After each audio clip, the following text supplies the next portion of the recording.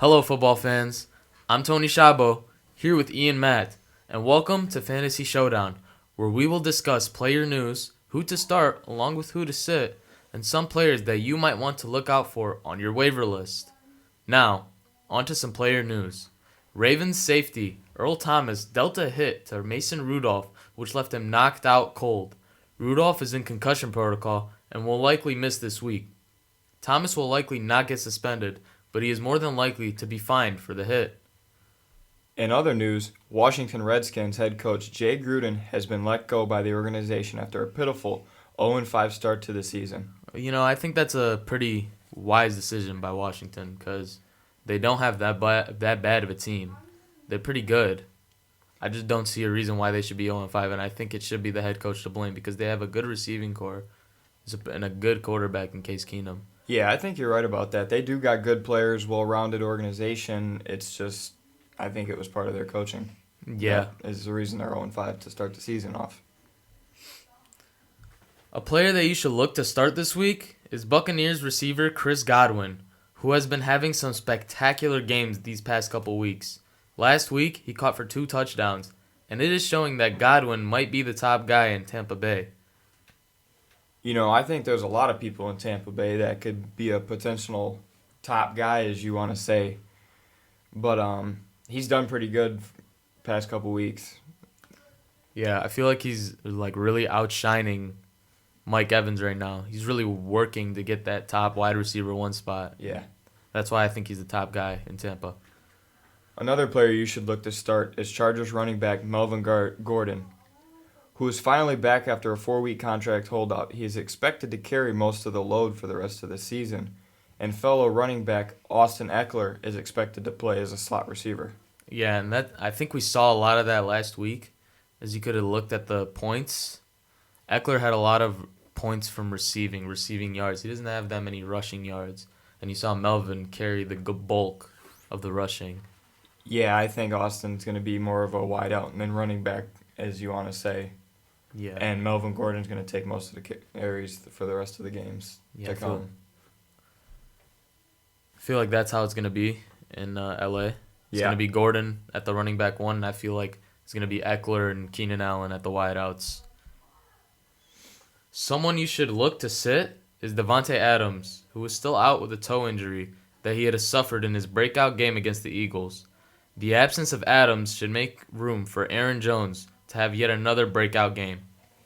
Yeah, I think Aaron Jones is going to have a really good game this upcoming week. I mean, with Devontae Adams out, it just opens up a whole opportunity for Aaron Jones to make plays. Yeah, I also think that they're playing the Lions, and the Lions isn't known for stopping running backs. Running backs just pile up points on the Lions. Yeah, their defense isn't very good. Yeah, it's pretty bad. So I think that Aaron Jones will have himself another game against Detroit next week. Yeah. Another player you should look to sit is Juju Smith-Schuster, who has had a lackluster start to the season. This, along with the fact that he lost both of his quarterbacks due to injuries, makes it all the rest to sit Juju for this week. Yeah, and I feel like it's just disappointing with Juju. He lost to Antonio Brown, so we all expected him to have a breakout season. He hasn't done anything special, really. No, it's hard when you're starting and you've been in the league this long and you're down to your third-string quarterback. There's not much you can do. Yeah, that's right, but it's just kind of disappointing because he was coming into the season as a top 5 wide receiver. Yeah, expected to be a big playmaker for this team, and he hasn't done anything yet this season to show. But I still think it's the start of the season. I think if we give him some time, Juju will bounce back, and we'll see last season's Juju come up soon.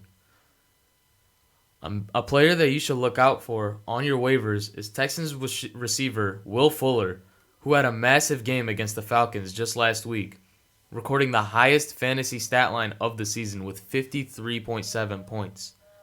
He will more than likely share touches with DeAndre Hopkins, but when he is on his game, he is a force to be reckoned with. Will Fuller, yeah, he did go pretty crazy last week. He scored a lot of points and had a lot of receptions for big yards.